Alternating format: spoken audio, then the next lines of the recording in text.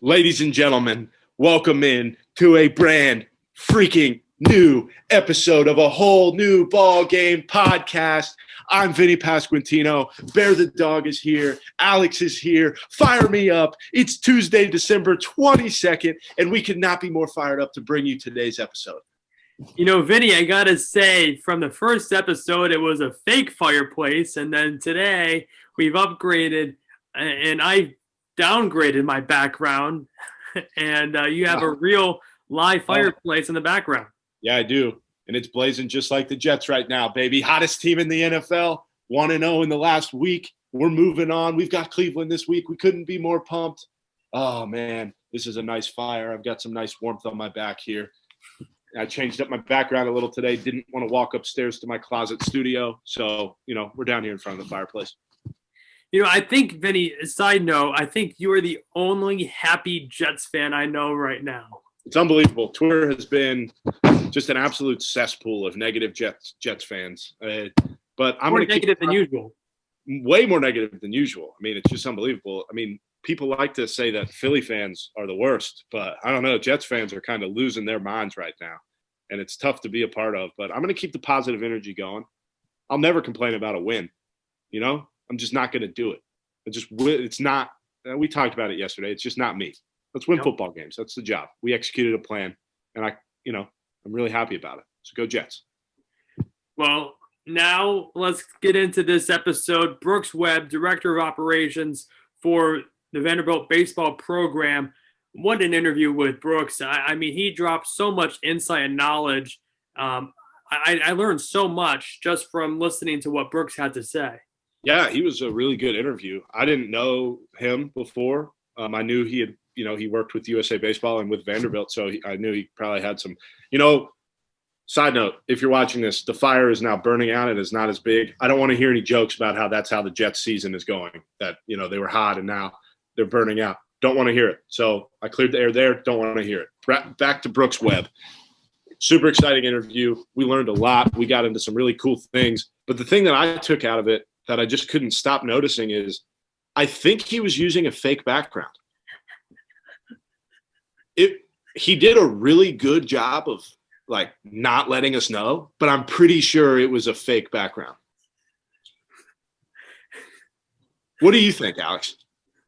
It was 100% a fake background. It had to have been fake. Now I'm more curious to know what his house looks like now, knowing that he was using a fake background. Because it looked like a pretty nice place on the fake background. It was 100% a fake background. And yeah. And you'll see what we're talking about.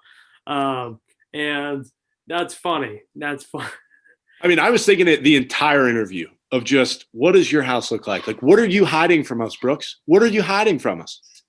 So, Brooks, if you're listening to this podcast, we want to know what your house really looks like. Yeah, we're mostly me. I'm unbelievably curious about it because I just couldn't get a read on it, what room in his house was he in? He kept looking at something over the camera too. So I wanted, how low to the ground was he? What was happening in his world at the time of that interview? We got into some really good stuff with him. We talked a little bit about Nick Prado. And the reason I'm bringing that up is because I texted Nick, and we're going to bring him on the show on First Base Appreciation Week. We have not determined what week that's going to be yet, but Nick Prado, welcome to the pod on First Base Appreciation Week. So what we'll do that week is we're going to celebrate Nick Prado. We're going to get to know him and everything and all the other first basemen that come on.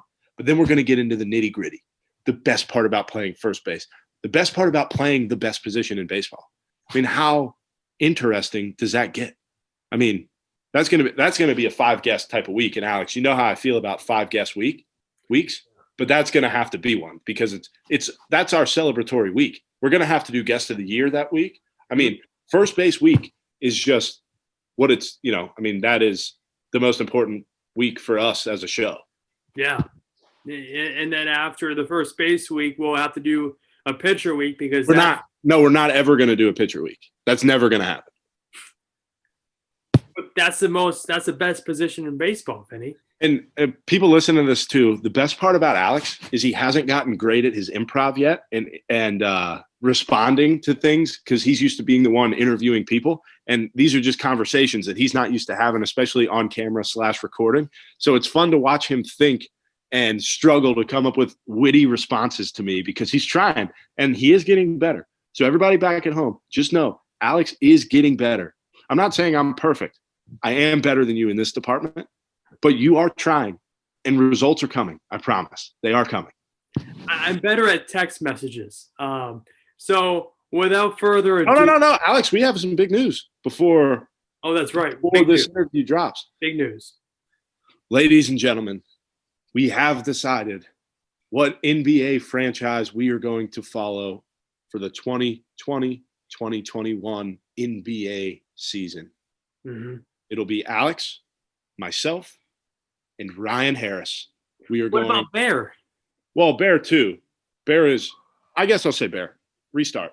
It'll be Alex Fuse, Vinnie Pasquantino, Ryan Harris, and Bear Pasquantino on, drum roll please, the Washington Wizards bandwagon.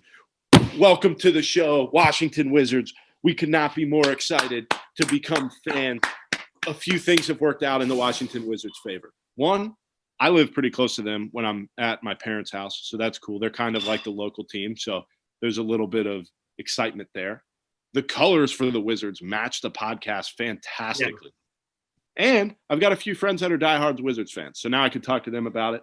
And another thing, I'll be living with PJ Higgins here in a few weeks. We'll be living together in a house in Nashville, and he's a Knicks fan. And I'm pretty sure I need to get better with my NBA lingo, but I'm pretty sure that the Wizards and the Knicks are kind of rivals.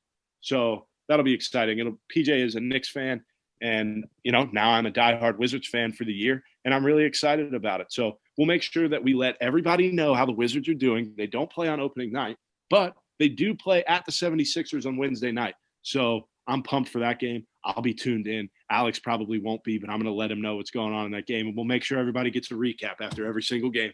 Like it or not, that's what's coming. Without further ado, welcome to the show, Brooks Webb. Joining us on the podcast today, Brooks Webb. He's a director of baseball operations for Vanderbilt, one of the best baseball programs in the country. Brooks, how are we doing today? Doing great, fellas, and really just appreciate you having me on today and what you both do for growing the game of baseball through this podcast. I'm looking forward to being on with you both. So I want to start, Alex. Alex, shut up. I'm starting.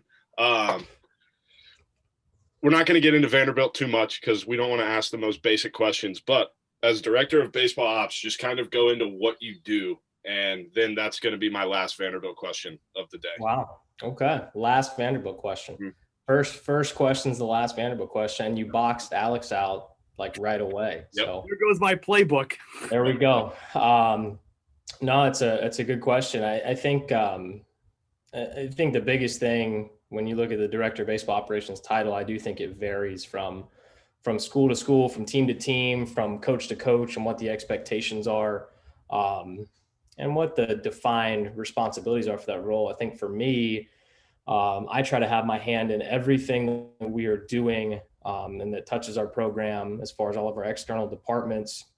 And in many ways, I just want our coaches to be able to coach at the highest level and not have to worry about really anything else, where they don't have to ask a question about why are we doing this, or how did this happen, or where did we get with this. And I think that can touch, we're talking hundreds of different people off of the field that don't work directly in our building, but we're very fortunate to have a large support staff that I get to work with that, handle player development, or some that maybe handle more video. And I know there are a lot of operations positions, and I've done a lot of those things, whether it was at USA Baseball or in previous roles. And I enjoy some of those things, but it does allow my position specifically to focus on maybe some bigger picture initiatives. I'm very involved with our branding, marketing, social media operation, as we've tried to grow that over the last couple of years, but really just wanting to be a part of a group and a team that allows our players to have everything that they need to focus on performing at a high level in the classroom and on the field. And then obviously letting our coaches be able to recruit and to coach and not have to worry about any other department that does affect our operation. And over the years, I think it's changed a lot with this, Coach Corbin being here since 2002. I think things have changed a great deal in those 18 years or so, where our operation has grown to be pretty large. And whether it's, email and phone inquiries that come in on a daily basis that get filtered to our staff, or, how we're fundraising through our champion circle, which is the donor kind of arm of our program, facility upgrades and planning for the future, how we're messaging with recruits, and what that, what the theme of what time of year we're in and how we're communicating with them. All of those things are things I take a lot of pride in and really enjoy, doing on a daily basis. But I think the biggest thing is every day is different, and that's what keeps it fresh, and that's what keeps it fun and gets you up. And when you hit the floor every day, that there's going to be a challenge, but it's probably going to be something that's different every single day. I guess this won't be a direct Vanderbilt question. It will just kind of be in relation, Vinnie. So don't you get on me about this. So again, your main point that you basically just made, it's, part of your job is building the brand, and not just building it, but growing it every single day. What do you think about, just, you hear the name Vanderbilt and you think baseball, if you're a fan, and you just think of the established program that, has been there, for many years now. How much does that go into your role? And, that it's that requirement basically to, like, you don't have a brand or an established brand if there isn't a belief in that brand. And I think especially this year in particular, that belief, like, the only thing we can believe in is what we see. So in a way, that's what you do on a day-to-day basis. So how do you create that belief, and not just the Vanderbilt brand, but anything, anywhere you could be working on that brand development? Well, those are great points, Alex. And I think the biggest thing, as we've seen really since March, when the pandemic hit, is so many companies and businesses and teams that are having to shift their strategy around social media and different types of campaigns. And what I think when it comes to a team, you don't have to be a winner to have a great social media presence, but it absolutely helps. And I think when you look at our social media in particular, and the Vandy Boys mark, and it has become a brand in a lot of ways as we've grown it and kind of embraced what that is. And I think what we never want to lose sight of are the people who built that, and not just built the brand, but built the foundation. And I think that's what I love so much about our program and Corbs, is that no matter how much the facilities have changed, or the resources may grow, or if it's the budget that grows, or anything that we get that's different than when you got here in 2002, the foundation never changes. And it doesn't change for the players in any year, the freshmen, the sophomores, the juniors, and your seniors. We just want them to have that same foundation. And then for your older guys to ultimately model the behaviors of your younger guys, and let them kind of teach and carry on what it means to be a Vanderbilt baseball player. We don't talk a lot about, what we do on social media, because we really just want it to happen organically. We want it to be a very authentic message. I would say we're different in a lot of ways, that we're not putting out some of the things that other social media accounts are putting out. We really want the focus to be on the players, on the work that they put in, and all of those type of things. So I think there's intention behind that as far as what our messaging is. We're very methodical in our planning of it. But to your point, I think it's become a very, very important thing as far as how you tell your story, just because of how many people it impacts on a daily, monthly, yearly basis, as far as growing your brand, growing the following of your program, and more importantly, getting people to feel a connection to your players. So with the skill set you have, you could work pretty much anywhere you wanted to when it comes to business, sport, whatever. How come you chose baseball? What was the passion behind that? Yeah, I mean, I played just like you guys probably did from a really young age. It was just something I gravitated to. And my mom was a huge fan of the game, and my dad played a lot growing up. And it was just always something that I loved. I think as time has gone on, whether it was playing as a young guy or playing in college and then deciding I wanted to work in the sport, it's easy for me of why I have grown this affinity and passion for baseball. And really, it's because it's one of the biggest parallels to life as I think you're going to find in a sport. And Vinnie, you can attest to this more than anybody. And what I mean by that is you can have a variety of skills or a really unique skill, but not have any high level talent, or you could be average in a lot of areas, and you can help the team win with all those different sets of skills. And on top of that, what sport can you experience the jubilation of a huge win or just the emotional pain, of a really tough loss? And then 12 hours later, you got to turn around and forget all about it and have to do it all over again. So whether it's that winning or losing, injury, a slump, having your starting job taken away, it's such a humbling game. And the fact that when you think you have it all figured out, something or someone is going to knock you onto the ground. And we talk a lot here about staying in the middle emotionally, and that's much easier said than done. I get that, but you just can't let the highs get too high and the lows get too low. The sun always rises the next day. What happened the night before, good or bad, you've got to let it go. You've got to release it. And I've seen that, and I've lived that too many times on both ends of the spectrum, certainly on the baseball field, but more importantly in different areas of life and with my family. So I think that's what the sport has taught me over the years, but it's definitely something that, I look at, and when I see the trials and tribulations and the ups and downs that our guys go through on a daily basis, I know I've been there and I've lived it, but I also know how much it will prepare them in the future, both for professional baseball, but as future husbands and members of the workforce when they do get out of playing the game, because that will happen for all of us at some point. Brooks, what's one loss, and whether you were a coach or just involved in a program, loss in a game that first comes to mind when you hear the word you lose a baseball game? Yeah, well, I think you when you're involved in this as a player or as a staff member, as a coach long enough, you're going to be able to point back to those. And I've always been that guy that I can think back to a game and say, oh, this was the play that flipped it, good or bad. And I can think back to some tough losses that we had when I was a player in college at Birmingham Southern. The ones that probably stick out to me now, USA Baseball, a really tough gold medal game loss in 2014 to Cuba. We were undefeated coming into the tournament, had played a really emotional game the night before in Mexico against the host country, had won in extra innings, a team we'd beaten a few nights prior. The starting pitcher for Cuba was Adrian Morejon, who's in the big leagues with the Padres right now. Just a fantastic arm, 15 years old. He's sitting 90 to 92 in the ninth inning. Throws a complete game, and we lost a tight one by, I think, 2 runs. And that was probably that first loss where, when you're the director of a national team, the successes and the failures ultimately fall on your shoulders. So that was a tough one for me, because I think in 2013 we won the gold medal with Nick Prado on the team, who I know, Vinnie, pretty well. But you always know losing is a possibility in a team sport. And we knew how good Cuba was. It wasn't like we overlooked them, but we felt really good about that game going into it and just came up short. So that was really disappointing.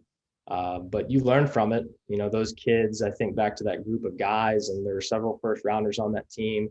And more importantly, several guys that went on to play for the 18U USA team just a few years later and did win a gold medal. So I like to think that, both in my personal life, the coaches on that team and those players, they use that as an opportunity to learn from and say, hey, I don't want to feel this again. So if I do get myself into a situation where I have a chance to put a gold medal around my neck, I'm going to be able to do that. And then at Vanderbilt, I would say the way our 2018 season ended in the Super Regional at home, we played Mississippi State, who we had swept early in the year. And they weren't playing well at the time early in the SEC season when we played them. And both of us were hot at the end of the year. And I think we played one of, what I would say is one of the best college baseball series that's ever been played. They walked us off on Friday night. We walked them off on Saturday night. And then the Sunday game went to extra innings, and we hit a huge home run in extra innings to tie the game. It was just one of those just heavyweight fights. But when you watch another team ultimately punch their ticket to Omaha in your field, I think it leaves a vision and a taste kind of in your mouth. I know it did for our players and our huge group of seniors that came back for that 2019 season. And I don't think they would ultimately say, hey, that's the moment that told us we needed to come back and win. But I do think you can point back to those moments on the calendar and those memories in your brain that you just kind of file away and use them as small motivations on the path to get to where you want to go. So on a much smaller scale, when I was like 10 to 14, when I played pony baseball, we were for the Pony World Series, there'd be Mexico, Puerto Rico, and those games, like with international teams, the atmosphere at those games was always just so insane in a good way. Kind of speak on the atmosphere in the international games that you guys were a part of with the USA. Yeah, I think the international component itself in baseball is so underrated. I think unless you played or seen the international environment, it's wild. And USA Baseball was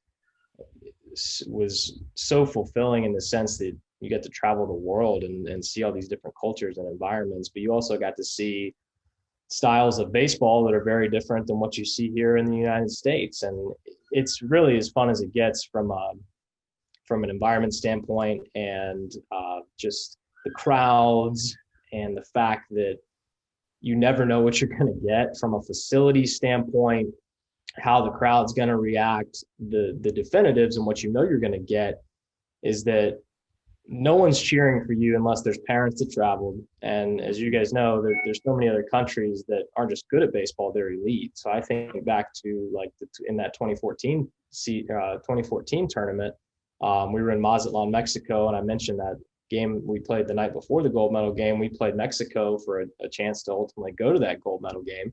There are 20,000 people there packed into this tiny stadium, and they're selling beer in glass bottles at a 15-year-old baseball game. So you can kind of imagine what that was like. It was rowdy, and there were points where I was like, man, if we beat these guys, I'm a little worried about getting back to the bus. And we had like 37 people in the stands cheering for us. And the crowd's not always that big everywhere you play and who you play, but you do have to embrace that type of mentality every time you take the field, because when you're Team USA, the target on your back is bigger than everybody else's, no matter how good the other team is.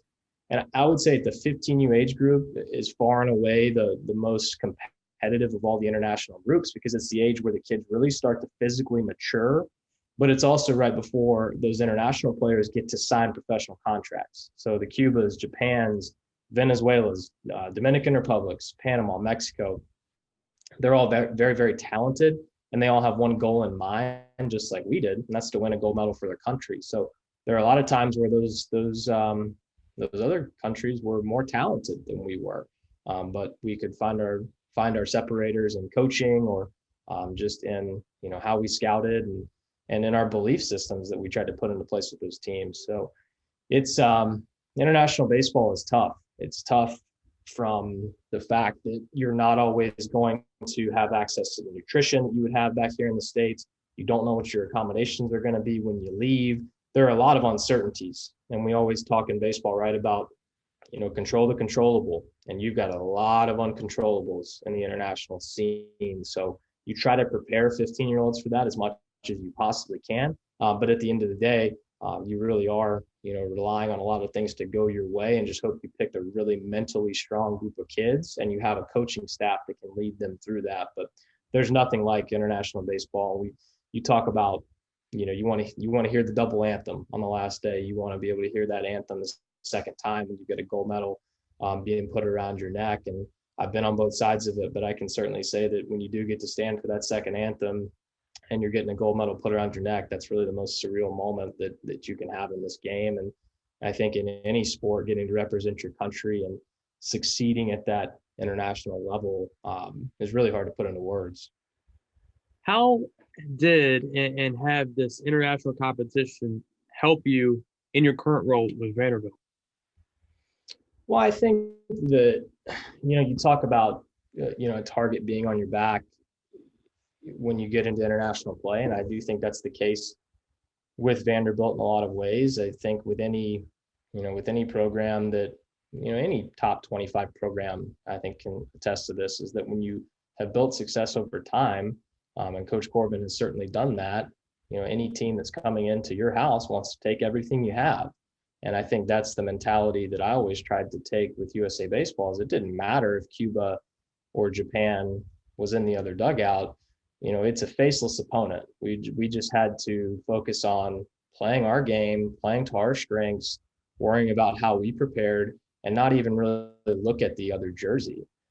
And I think I hadn't always taken that mentality as much, as a player. I think, I personally wasn't a great player, but I played for a really good college program and we had a lot of success.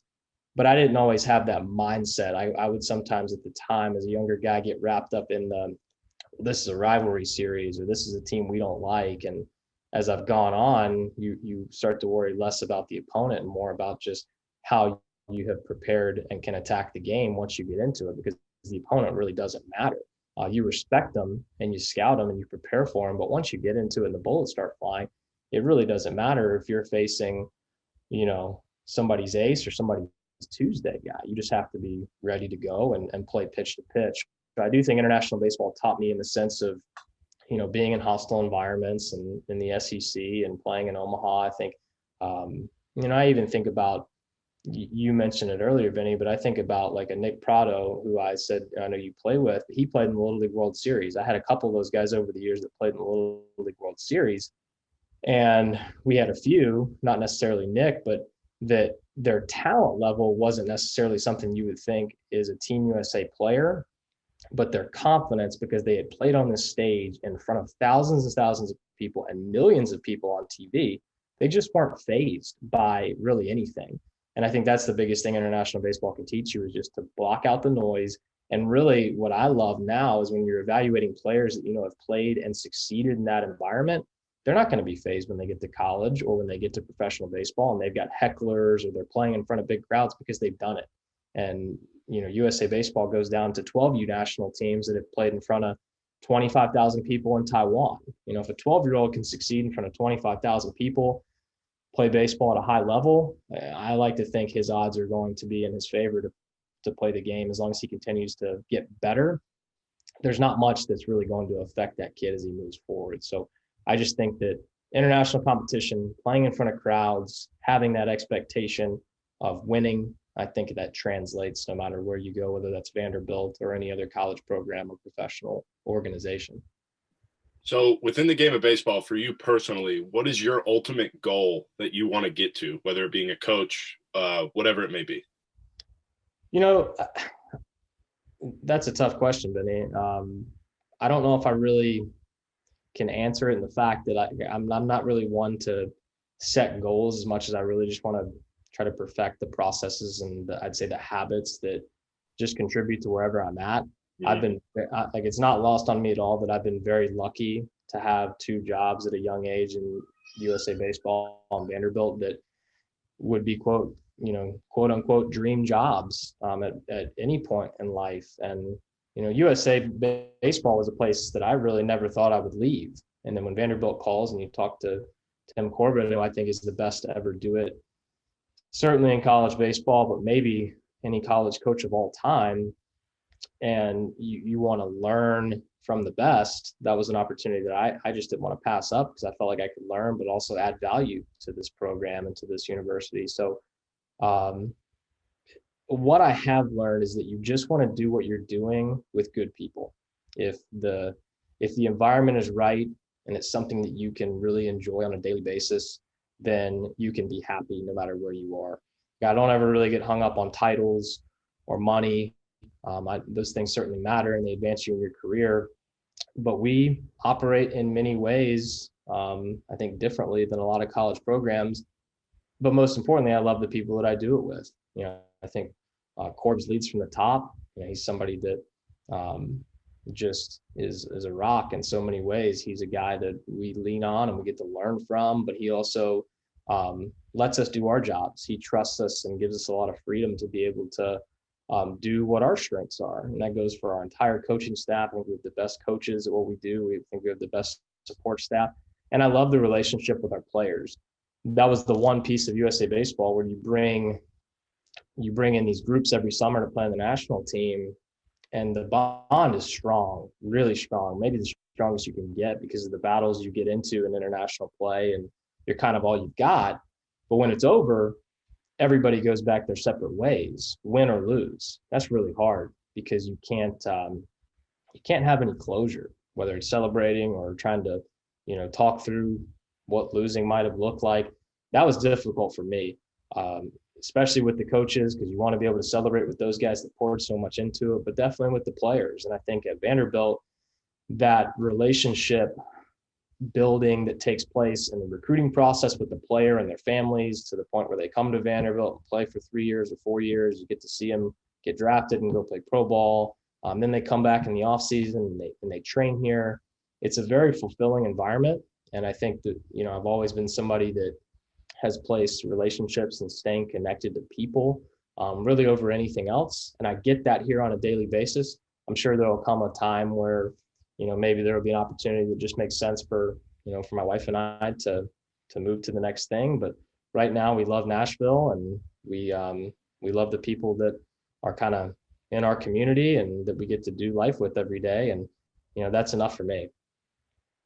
You mentioned just the process when you realize, okay, I am going to move on to the next thing, and that was Vanderbilt. How difficult was that decision for you and your family to make that jump? It was really tough in the sense that the leadership of USA Baseball gave me an opportunity at 22 years old, I think, that not a lot of 22-year-olds get. And I never took that for granted because I had so much to learn, and so many people had to give me a lot of grace and a lot of patience during that time as I continued to grow as a leader, but also just in the game and with my organizational skills and everything else. But USA Baseball is one of the absolute best places on the planet. Again, people that you want to be around, I think make the environment. They build what it is that you step into every day. So I'm forever indebted to the leadership there for giving me that opportunity. And it taught me, I've had, been around so many great coaches and baseball people in my life that I would say laid the foundation for my beliefs in the game and in leadership and organizational skills. But that experience at USA Baseball for, from 2013 to 2016 taught me everything that I know about essentially every area of working, I would say, inside the game that I apply on a daily basis at Vanderbilt from top to bottom. And what's unique about it is when you run a national team, you're every role. So you're the general manager and you're hiring the coaching staff, leading the player evaluation and selection process, but you're also in many ways your own support staff too. So you're your own director of operations. So you're making the schedule. You're lining up a lot of these things that, I do, or Casey Stengel, our internal operations coordinator here that does an awesome job that we would do on a daily basis. You're doing that for USA Baseball. At times you're your own equipment manager. I've done laundry at laundromats in Los Angeles the night before we fly to Japan. You're your team manager where you may be picking up, the pregame meal. You're pulling tarp when tarp needs to be pulled. I've set up an iPad on Periscope to broadcast a game before because our SID was taking pictures. But then you're also like broadcasting a game. There we go. I didn't do play-by-play for it. I just set it up, hit record, and then got back to my spot to watch the game. But you just do a little bit of everything. And yeah. I don't think that's a bad thing, Alex. I really don't. I think because it teaches you so many different things that maybe you didn't expect to do. But in some ways, you just do what has to be done for the sake of, making the experience really good for, for that team. And they have, don't get me wrong, they've got tremendous off-field, staff positions to support all the national teams and a very robust kind of intern coordinator program, as we call it. But once that calendar starts moving in the summer and you've got, 5 or 6 different national teams going in 5 or 6 different directions, you better be really organized and efficient with your movements, because in most ways it's your show to run, and the successes and failures, they're yours to own.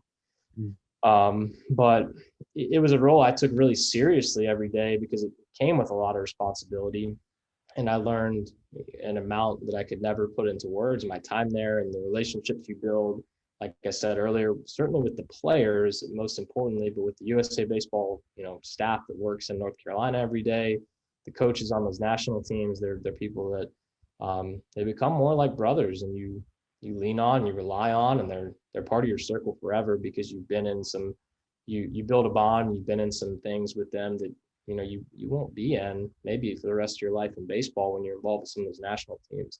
And it's been pretty unique too, getting to see a lot of the guys that played on the 15U national team here at Vanderbilt. We've had a handful of those guys that have come to play here in Nashville, and many more across the SEC and on the West Coast. So it's really fun to see those guys and to catch up and root for them individually, but at the same time try to beat their team. So I always tell them, hey, I hope you go 3 for 3 with 3 hard hit singles with nobody on base, and that we sweep you this weekend. So that's how I always try to leave it with those guys. But it's fun to see their dreams come true, man. Whether that's the MLB draft, going to college and have tremendous success, and know that you got to be a part of their life at an age where they were really figuring out that, hey, I can play this game for a long period of time and make a career out of it.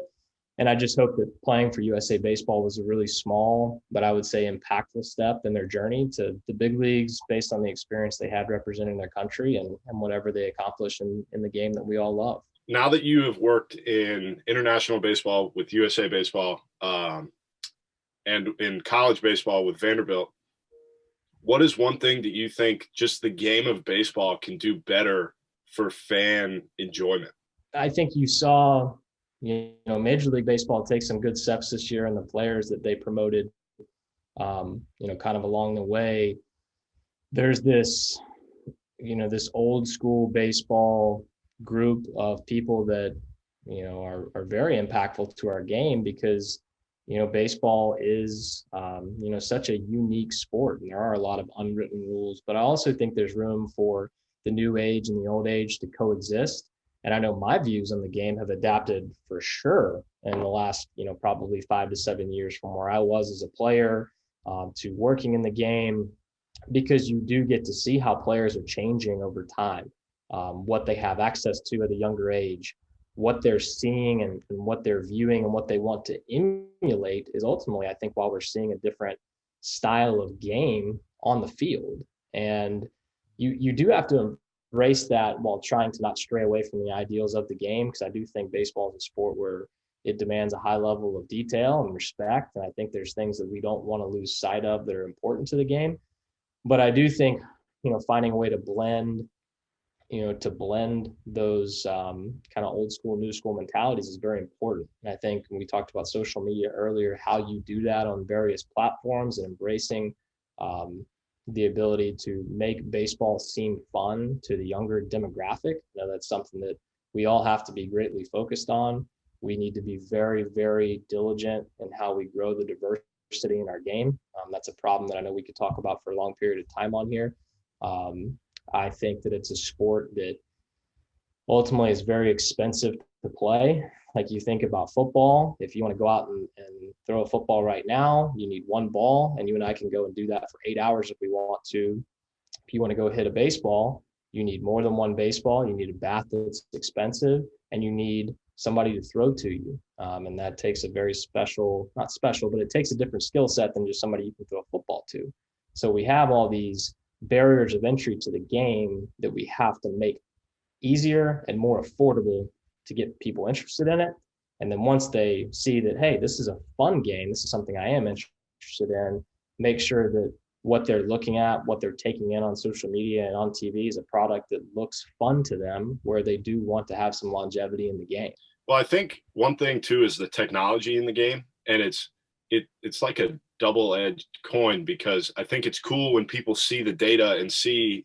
I think baseball is one of those games that looks super easy when you're watching it on TV, just because it's just natural for the guys playing, and like a 95-mile-an-hour fastball looks slow from the TV angle. And I think with the technology kind of coming out to more casual fans and seeing guys hitting balls 110 and recognizing how hard it can be is driving more interest in it. But at the same time, at the youth level, I see kids on Twitter now are judging themselves based off of a hard hit ratio off of a tee, which never made sense to me, that these kids are being judged because they can hit the ball 90 off a tee.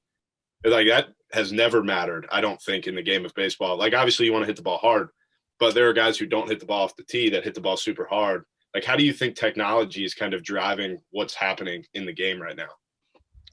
Well, the technology in the last, 3 to 5 years, but definitely in the last 10 years has really changed and shaped the future of the sport. For sure, in like a evaluative sense for how you can scout and kind of define skill sets and roles for players. But I know that, when you're able to scale a product, okay, yes, if your market is Major League Baseball and college teams, that's not a great business model, because when you run out of those, you're kind of done. And then it becomes, okay, how do we scale this to the majority of people that are playing the game? And that's your high school and your youth players. So it makes sense that it's going to trickle down, but there also has to be an understanding and a real world application of what these things are. So if that's Rapsodo or TrackMan or Blast or anything that just gives you a metric, I think that's a good thing. Like, I think all the time about, man, if I could have had an Edgertronic camera and a Rapsodo when I was a pitcher, somebody that was throwing 80 to 82 with a good changeup and a bad breaking ball, I'm like, man, if I could have understood how to, tunnel my pitches appropriately, maybe I could have been more effective than I was. So I do think there's some good that will come out of it. But you made the best point on it that anybody could make, and that's, you can't draw your value, especially as a young player, out of a metric, because there's so many other ways to impact the game. And that's where I do think, and I don't want to see the technology and that showcase mindset can really affect our game in a negative way, because these kids get so hung up on the radar gun, the launch angle, the distance that I can hit a baseball, versus at the very end of the day, no matter if this game's played for another 250 years, there will always be a winner and a loser. And velocity is very important. I think we all know that. But at 12 years old, velocity is not the most important thing that you need to learn. You need to learn, how can I help a team win and lose a baseball game? And I think in many ways, there's a lot of coaches out there that do it great, but because of the amateur space, how it's evolved, winning and losing has been put on the back burner. And I think that's one of those reasons why that you see a lot of rewiring that has to happen at the college and professional level when you get these kids into your organizations, because they've been taught one thing and then they get into a place where winning and losing and development is what matters, and they've never been associated or taught that. And there's that time as a player where you have to say, wow, okay, I'm really gonna have to change who I am and what I know, because what I thought was important is not as important as I believed. Yeah, well, I think it's so interesting, because I would do the same exact thing if I was in high school at this day and age, and technology was kind of just like, HitTrax was just coming out when I was a young high school, and I remember doing front toss and just trying to like launch baseballs and thinking I was, if I hit one farther than the guy next to me, I'm better than him somehow. And in front toss, it's so interesting how everybody is getting, not in necessarily a bad way, just getting caught up in the metrics and seeing how they work. And I think now it's kind of flipping around, where now we're understanding the metrics even more and how to apply them to winning and losing. Like, you use your individual data to eventually help the team get a win or loss. It's not just about you. And I think a lot of that came from understanding the technology. Because I think when it was new, people were trying to figure it out. So as director of player ops, I told you I wouldn't ask any more Vandy questions, and this isn't really, but I don't know, Vinnie. Well, whatever. But how are you able to determine what new technology is going to work for you guys and what you don't want to use? How do you decide what you want to use and what you don't? Yeah, no, that's a good question, because we do get approached a lot by different, technology companies that want to be involved with our program and be involved with our players. I think at the college level, and to be very clear, our coaches, our director of player development, our video coordinator, they're very involved with these decisions when we sit down and talk about it as a staff. Because I think what you have to do with any piece of technology, whether it's a pitching machine or something like a ground force mound or Rapsodo or TrackMan, is how are we going to be able to use the technology, and how can we best display that information to help make the players better or help us prepare for a team better. And at the college level, you have, as you know, Vinny, and as you know, Alex, you have very specific time rules when you can be around these guys. So you don't just want to invest in all this technology when you get your 20 hours a week and you say, man, we spent X amount of dollars on this technology, but we can't use it to the level that we should be able to use it. So I think then it becomes a cost value proposition of, if it costs this, what do we feel like our realistic return on investment is for the player, whether that's in their individual development track or from the team win-loss component of how it can make us better. And I think we're constantly evaluating that internally to say, yes, this will help us. No, this will not help us. This could help us in the future. Maybe we can demo this. But you get into that very slippery slope of, you don't want to bring too much in because you don't want to put too much on the player, because they are they're a student first, and they have to be able to handle their class load and the baseball load that, like I mentioned earlier, the foundation of developing skills, that's not going to change. The reps you take on the field, in a batting cage, in the bullpen, that stuff's not going away at the sake of technology. The two can be married for sure.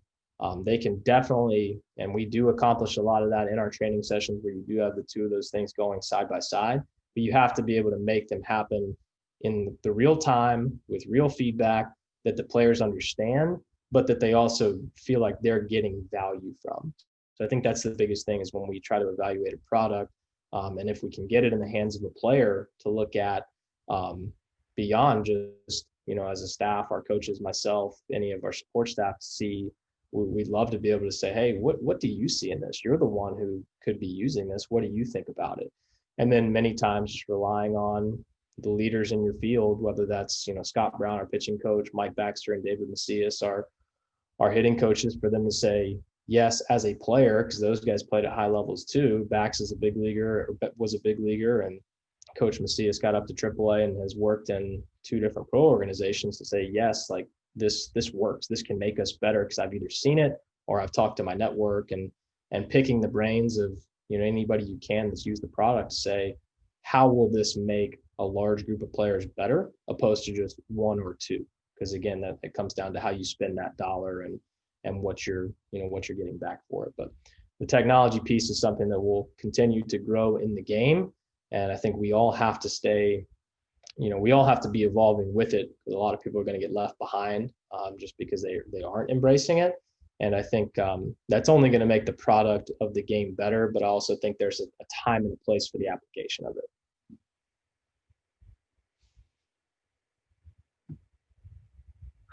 When you say, there we go, I've got to figure out. I'm new to this, I guess. I'm new. Zoom like, baby. That's funny. I've never done that before.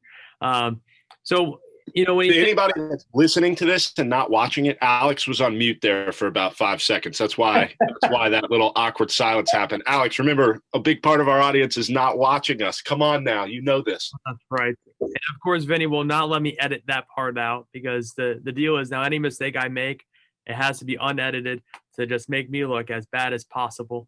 Well, and if you're not watching, you should watch, so you can see the awesome stockings that Alex has displayed. Just absolute festive mindset, just already in the holiday season. I love it.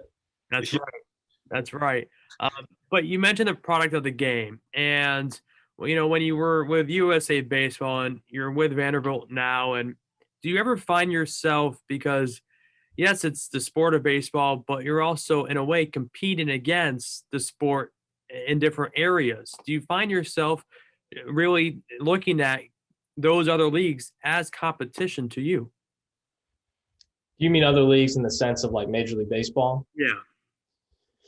I mean, yes and no. I mean, baseball is baseball, right? So a strong baseball as a sport will only help Vanderbilt or any school in the Southeastern Conference, or Siena or Old Dominion, or any organization in the major leagues. So I think the more that we can all work together and be on the same page, I know Commissioner Manfred's been very big on this one baseball mindset. And when I was at USA Baseball, when he first took over, we were involved in a lot of the planning of how they wanted to, change some foundational elements of the youth landscape and the grassroots landscape, and things like pitch smart and putting pitch counts into different leagues and making sure that we could just improve the game generally.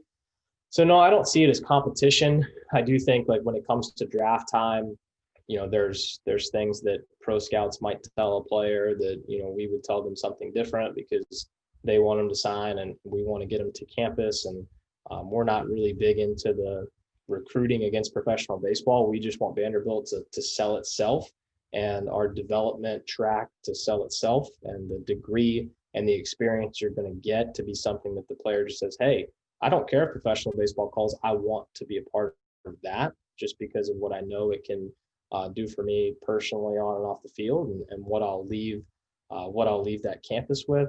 But no, I don't necessarily see it as competition. I think there's so many organizations that do a tremendous job, and we should be learning. All of us should be learning from those organizations and what they do. I know they're not going to give everything away, just like we don't. But I think, anytime anyone ever reaches out to me for information without giving away, the playbook or exactly what's in the sauce, I think we should all be people that want to help each other because we're all after the same thing. And that's because we love the game of baseball and we want to see it grow. And I think the only way you can do that is if you have a good network of people that you can lean on and rely on and pick their brain. And sometimes that can be people you compete with directly on the field or in recruiting or between professional baseball and college baseball. But at the end of the day, we should all be after the same thing. So I love pretty much every single answer you're giving, and it's so interesting to hear your perspective about everything. But now you seem like a super nice guy, and Alex and I have a segment called Balls and Strikes where we start to wrap up the show. Okay. We're each going to ask you questions. Alex will go first because I have not won yet. We don't know when this episode is going to air, but up to this date, he has won every single time. The point of the segment is we're going to ask you sort of rapid fire, quick questions. They don't need to be, but if it's a bad question, you call it a ball. You either answer it or you don't. Make the person feel super bad about the terrible question they asked. And then it's a 1-0 count. Then the next person asks. And if you get a strike, you keep going. It's like make it, take it in basketball, essentially. Up until we get a strikeout, then the winner will be declared. So, Alex, you get to go first. Ask your first question. Get this over with. Let's go. All right. So I see you're using a paper cup. So would you rather drink out of a plastic cup or a glass cup? Are you kidding me, Alex? That is my question. That is unbelievable. Call it a ball. Come on, get that over with. Oh. Glass mug all day, just because the paper cup is not it's not usually me. I'm usually even on the ride in to the field each morning. I'm usually in a glass mug. I just happened to grab breakfast with some friends this morning, so that's what I got. I love the strategy, stealing a question right out of the gate. I'm a fan of it. No, so Brooks, so Vinnie has asked that question to every single guest. But he gives me the first one every single time now because he just can't win. He can't win at this game. So I said, you know what? I know he only has, 2 questions probably prepared. But now I had to take that. But so is that a strike? Vinnie, that was a strike. And Vinnie, if the leadoff hitter likes to bunt and you're playing third base and you're playing behind the bag, that's on you. That's a good point. That's a very good point. I can't argue that. I just, I beat the shift. That's basically what I did. I knew what he was going to ask. So, Alex, let me tell you, you're not a pull hitter. I'll tell you that right now. You're not a power pull left-handed hitter. I can just tell you that at this moment that you are not that. I know you aren't either. Hey, guy hit 19 home runs as a junior, I think. So, all right, Alex, come up. I'm ahead 0-1. Do I go for just an easy strike or do I kind of change it up?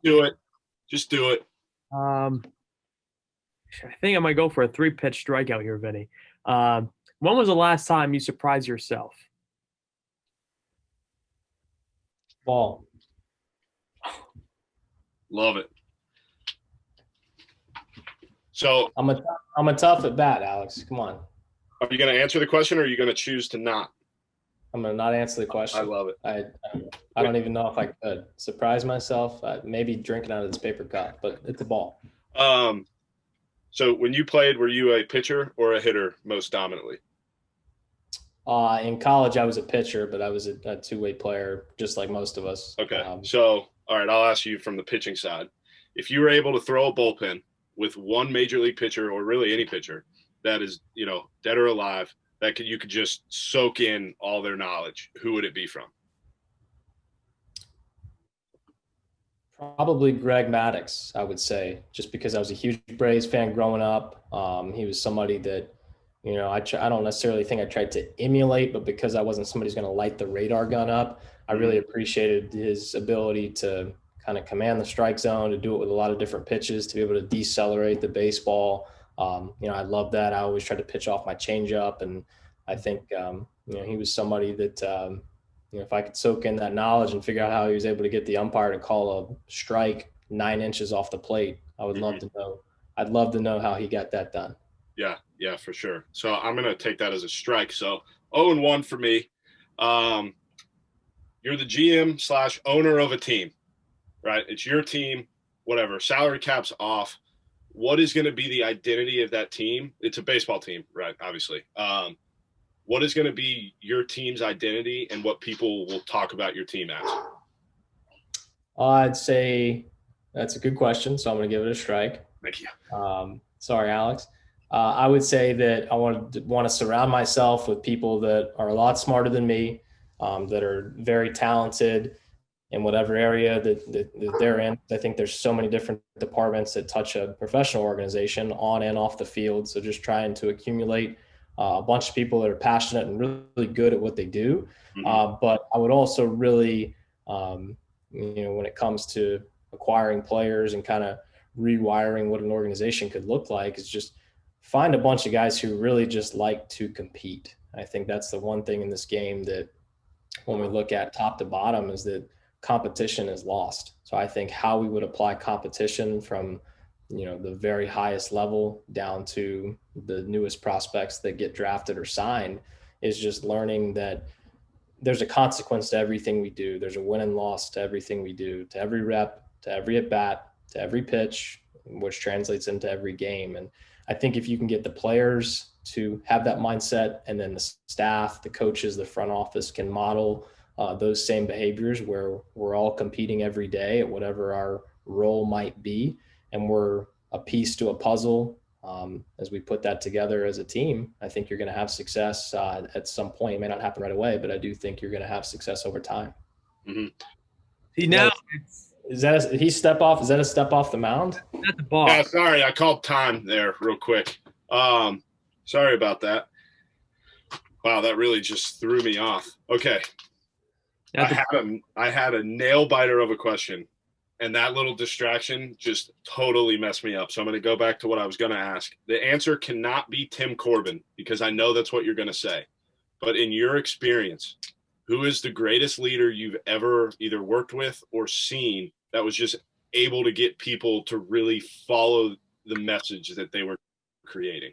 Now, Brooks, before you call this a ball or a strike, it was an awful, absolutely awful, like just few seconds before the delivery. Like he's like slipping on the mound. He's able to, get his composure and throw it like a good pitch. But remember, it's all about the lead up. Hey, things happen on Zoom calls, so I'm just not going to hide from it. That's right. There was a little bit of distraction in the house. You can tell there's some broadcaster media personality in Alex. He's trying to dive deep and get his angle, which I appreciate. And because there's too many people that I could probably reference that, don't want to hurt any feelings. Been around a lot of people that have been great leaders. I'm going to go with ball. Okay. I'm going to go with the ball. All right. So I think I'm ahead 1 and 2 here, right? It's a 1-2 count for me too now. No, you're a 1-1 count. I'm a 1. You're a 1. Yeah. All right. So you mentioned just previously in the interview just about the importance and greatness that college baseball is and Vanderbilt is and just in general baseball is. Why should I watch college baseball over another baseball outlet? I just think there's a purity. I'll go with strike there. I'll go with a strike. It's a good question.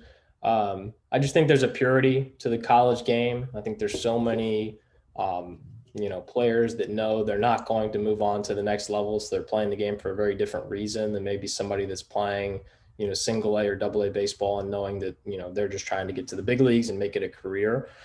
I love the emotion and the fan bases of college baseball. I just think it's really special. And I think you're able to really see, guys' personalities, especially in the SEC. Like I think about, this is before my time, but I think about a year in SEC baseball where you had Alex Bregman, Alex Benintendi, and Dansby Swanson. They're all playing across the SEC and really defining their personalities to the public, both their fan bases, but also on TV, that you've been able to see translate as they've gotten to Major League Baseball. So I just think to be able to see those kind of stories in their book be written, and that the college is, a significant chunk of chapters in their book, I think makes it really unique to follow college teams. All right. So now I'm ahead 1-2. How important is social media to building the player's personality at the college level versus any other level? Oh, you can't answer that legally. I don't think players can't really market themselves on social media in the NCAA. I don't think, though. Like their brand, yeah. brand Right. Well, as a personality. I hear where you're coming from, Vinnie. But context. I'm going to give it a strike because it's a good question. I think it's important. It's important. Don't hate me, Vinnie. I'm sorry. Hey, no, I'm not hating the player. I just, I like the question too. Well, I just think that growing the individual following of a player is important. And I do think, I probably have two sets of glasses on this one because my lens on the college side, I think, would look differently than the pro side. But social media is the best way you can connect with that next generation of players, either you're recruiting, fans of your team, or even donors maybe who, have a philanthropic mind and they might want to give back to your program one day based on what they saw. So I mentioned it earlier, but how you craft that message from your team accounts is arguably as important as anything you do in your program. You're going to plan out your practice and training sessions really methodically, just like you're going to lay out your recruiting calendar, your game calendar. So we're very intentional about how we do that with our social media on our team accounts. But part of that strategy includes how you grow the players' individual accounts as well. And the name and image likeness stuff that you mentioned, Vinny, that's coming down the pipeline here next year will really change the game as far as these guys being able to generate revenue, not just baseball, but all sports generate revenue off of, who they are and their following on social media, which there's a lot of mixed feelings on that. And I think a lot of things still to come as far as how we all apply that across the board. But there's definitely intention for us as far as if a guy comes in and he's got a great story to tell and he's a personality, that we want to do it for all of our players. And, certainly, there's guys that play at a high level that are very involved in social media that makes it easier to build their profile. And there's some that are good players that don't really like social media that make it harder to build. And you may have players that maybe aren't as talented or people don't know because they don't play as much that have a large following. So you've got all these different levels of players that, hey, they're all Vanderbilt baseball, student athletes, and you want to be able to invest in them equally. That's not always possible, but I do think like when the goal of any young player on social media is just to stay true to themselves. Don't try to be something that you're not. Don't posture on social media. Authenticity will always sell. I think that's what we focus on with our team accounts. And when we do promote the players, selling who they are with their personality and with their skill set. But I do also believe when future teams evaluate you as a person or a player, or maybe a sponsor evaluates you for a future contract, they're going to be looking for somebody that can organically represent them in the right ways without a lot of fluff that people will see right through or maybe not engage with. And then I'd say on the flip side too, like, putting my pro glasses on from the standpoint, like the game is changing. Like we talked about it with technology, the game is changing so much in regards to how companies spend their marketing dollars. And if you have high level professional athletes that have yet to take advantage of building a social media following, in my mind, they're losing money. And I don't think that's rocket science, but I think they're going to get left behind in some areas where maybe a player who's on a scale, I'd say with like a little bit less on-field talent, but has a great social media following. You can point to some cases today without question, but as this evolves, as we go forward, you're going to be able to see more of that in the future, one way or another, as that player with a little bit less talent on the field, but a big social media following can make just as much, if not more money than the guy who is more talented, but maybe hasn't really invested in trying to build his personal brand and his social media off the field. Mm-hmm. So, Alex, you win. Congratulations to you. But I do have one side note question since you talked about just some changes in the NCAA. Do you think NCAA football will ever make a comeback, the video game? Whew. Man, I hope so, because I spent a lot of late nights as a younger guy playing that game, and I wouldn't mind seeing it come back. And I think there's definitely a path for it to be there, especially with the name and image likeness coming up the pipe. I don't have any inside knowledge or anything like that, but that was one of my favorites. So that'd be awesome. And even there were 2 years they had an NCAA baseball game too. I mean, we talk about just again legendary baseball games. What's that? Legendary games. Oh, they were awesome. I think it was 06 and 07, and those were a lot of fun. And you hate to see that kind of stuff taken away. There's a lot of people a lot smarter than me that are having to make those decisions, but I think that would be good, and I think it's fun. And you mentioned growing the game. Like, video games are a part of that way to get kids involved with understanding teams and names and conferences and players. And I think it makes a huge difference from a pro standpoint. You see like how games like MLB The Show have evolved, putting prospects in games, and it only helps grow your game when people can identify with a team and organization and players. And I think if college, if there's a path in the NCAA to do that, it's only going to help grow. It's only going to help grow college athletics in general. Yeah, well, it's funny that you say that, because I'm thinking about it now. I wasn't a college baseball guy growing up. It was never something that I was into. But then when the video game hit, it was like, wow, this is a whole new metal bats and video games, like all this stuff. And then as my recruiting process began in the football game, Old Dominion got put in the latest NCAA football game. And I remember thinking it was so cool that like a smaller school was able to, just be in something like that. And I'd play with them all the time, create my dynasty. But it's just funny how it really does drive interest, especially with youths, because that is what they do. It's what I do right now. I play a lot of video games. It's what everybody's doing, especially nowadays. Like, it's such a great marketing piece that they could just have if they're able to figure it out. Yeah, absolutely. Especially with the smaller schools. Like, you think about the bigger schools, but you have smaller schools that are in a video game that somebody just buys it because they want to play with their school in the video game. I think that's why a lot of people buy the game, whether you're a fan of, Alabama or Ohio State, or whether you're a fan of Vanderbilt, or whether you're a fan of, Old Dominion or Coastal Carolina. People are going to want to, if there's a game right now with the season Coastal Carolina is having, you're going to have people like, man, I want to go buy the game because I want to play with this team. Mm-hmm. It's good. It's a different type of marketing, but it's still marketing and growth of a school and a team and an athletic department. And I think that could go for baseball, basketball, and football. Yeah. Well, before we let you go, 30-second elevator pitch. Tell everybody where they can. Sorry, Alex has another question. Brooks, before we go, what is the best position in baseball? The best position in baseball? I'd have to say the pitcher, because the game goes as you go. So you can control the tempo, control the pace, and ultimately I think your mindset and attitude kind of dictates how the game goes in most cases. I think you could make an argument for a lot of positions, but for me, it's pitcher. Wrong answer. The answer is first base, and we're just not going to get into it right now. But so you're officially off the list of nominees for Guest of the Year. So wow, just like that. Just like that. That's a tough call for you, but blow yourself up on social media. Tell everybody where they can find you and what you bring to the timeline. Build your brand, Brooks. Build your brand. Yeah, well, I'm active on Twitter and Instagram. My handle is @BrooksW44, and I don't know if I'm a super interesting follow, but definitely try to bring the positivity and the good news. And you'll see some Vanderbilt baseball stuff. You'll see my beautiful wife Lauren make some appearances on Instagram, and sometimes post like my daily devotion, or sometimes some scripture from reading out of the Bible, and just try to bring some good energy to people that do follow me. So maybe that's you for have some a sweet people. profile picture. Do what I Wow. just did, everybody, and hit that follow button. Follow Brooks Webb. Get after it on social media.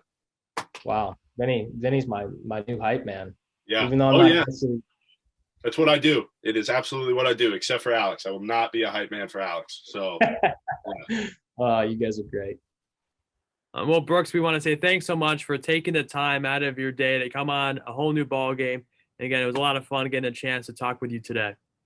Yeah, thanks, guys. It's been a blast. So wish you guys happy holidays, and we'll talk to you soon.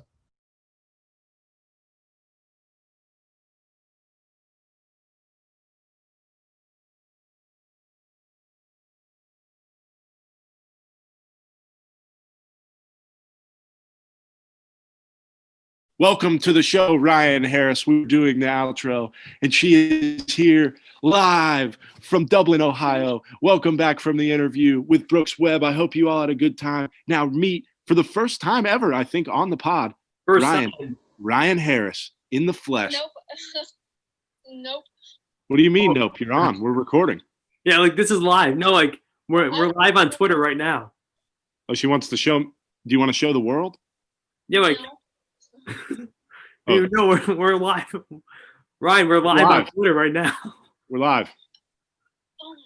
All right. I'll call you back then. Okay, she's going to call back later, everybody. We are going to be bringing Ryan on. Wait, Ryan, we have breaking news. We have breaking news, Ryan. What? We're officially Washington Wizards fans. Yes. Woo, woo, woo, woo. That was me. So get excited for the season. Welcome to the show for your first ever time. We're excited to have you here. We're doing the outro for the Brooks Webb interview that will be out on Tuesday, December 22nd. So everybody, here's Ryan. She's going to come on for her own interview on the pod at some point. It was her idea. We're going to ask her baseball questions, and she's going to try to answer them. Just know it was her idea. That was not our idea, because we do not want to absolutely roast her, because I know her very well. She does not know baseball that much. But it was her idea, and she wanted to do it. So, whatever she wants, she gets. So that's what we're doing. So, Ryan, I guess say goodbye to the pod since you're hanging up.